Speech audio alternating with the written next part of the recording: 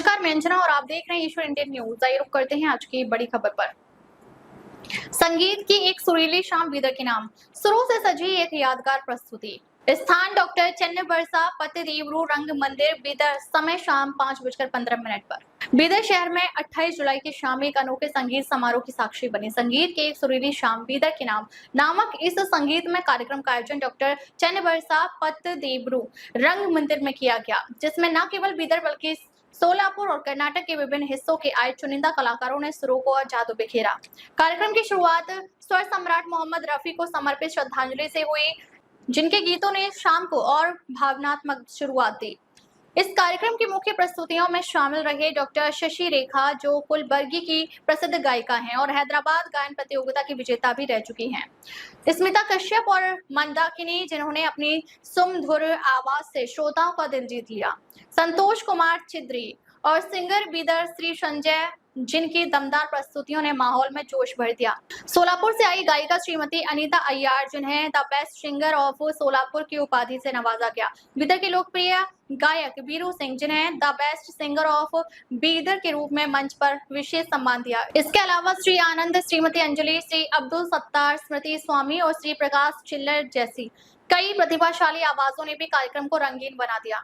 कार्यक्रम में पुराने गीतों के साथ साथ लोकप्रिय फिल्मी और शास्त्रीय रचनाओं की प्रस्तुति हुई, जिसे हर वर्ग के दर्शकों ने खूब सराहा। हर प्रस्तुति के साथ तालियों की गूंज सुनाई देती रही, जो इस बात का संकेत था कि संगीत दिलों को जोड़ने की शक्ति रखता है। कार्यक्रम का उद्देश्य बीदर के स्थानीय कलाकारों को एक बड़ा मंच देना और सुरों की विरासत को जनमानस तक पहुंचाना।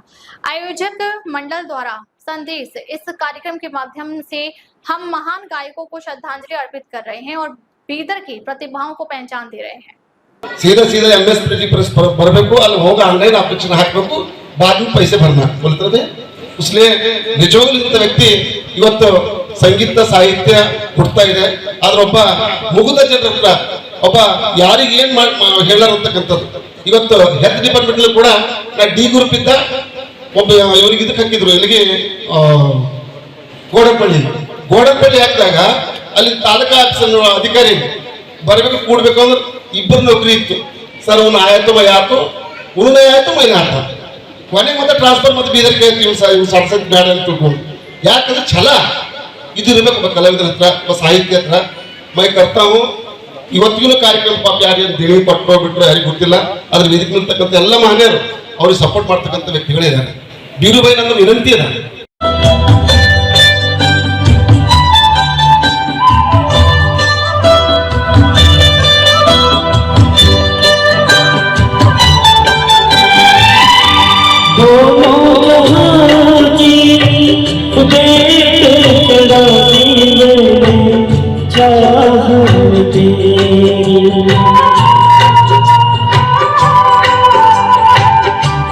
अपने बदन की खाक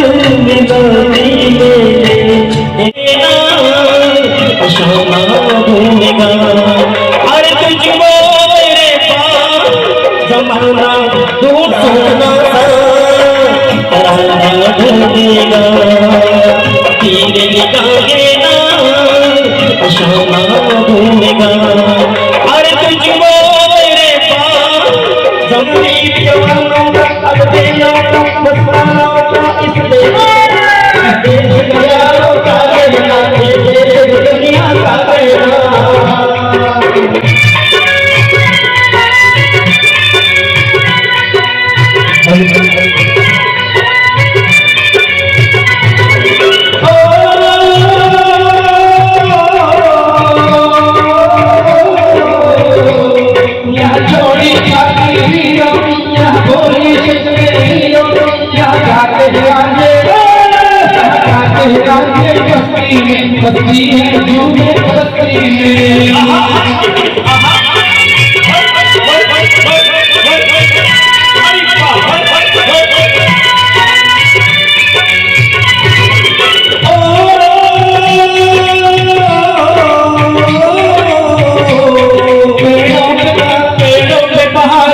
स्वराज और रंगमंच है, और जो हैदराबाद के जो आपके साथीदार आके जो उसको चांद लगा दिए प्रोग्राम को, बहुत अच्छा प्रोग्राम है, इसके बारे में क्या थे कैसे?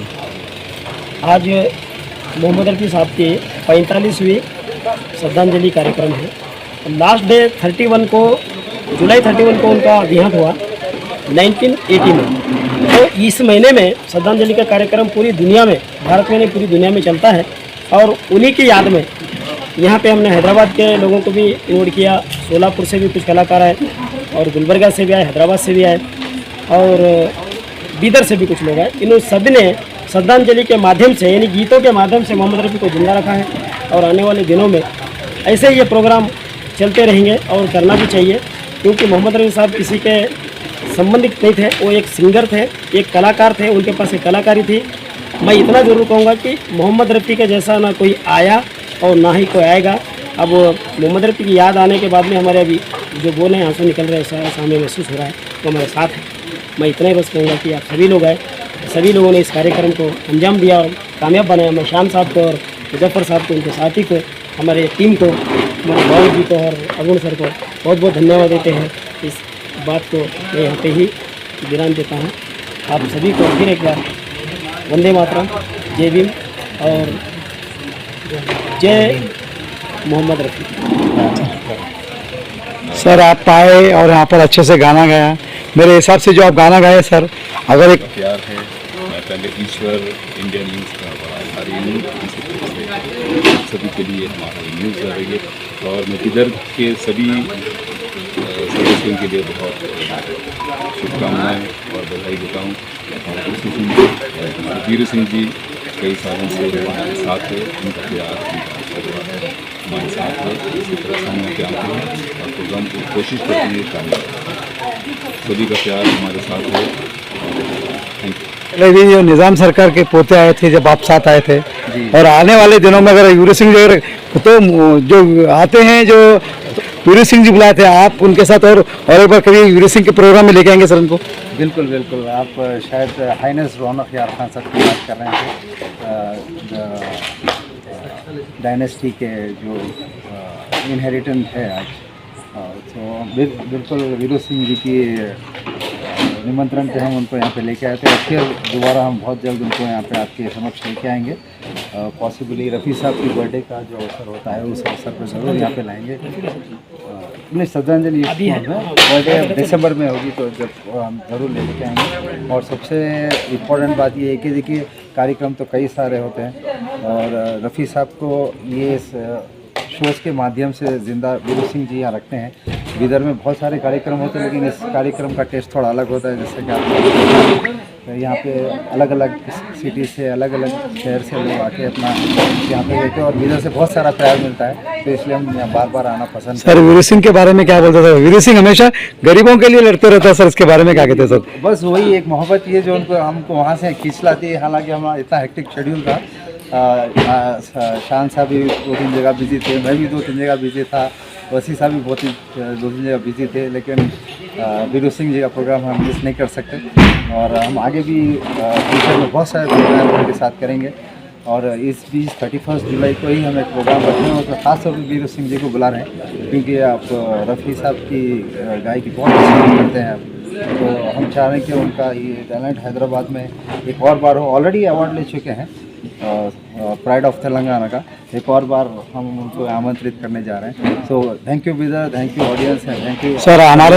हमारे ईश्वर इंडियन स्टेट टीम को भी आप बुलाएं, हम बराबर आपका कवरेज करेंगे सर। बिल्कुल बिल्कुल, आपको अभी से मैं निमंत्रण देता हूँ, बिल्कुल आइए।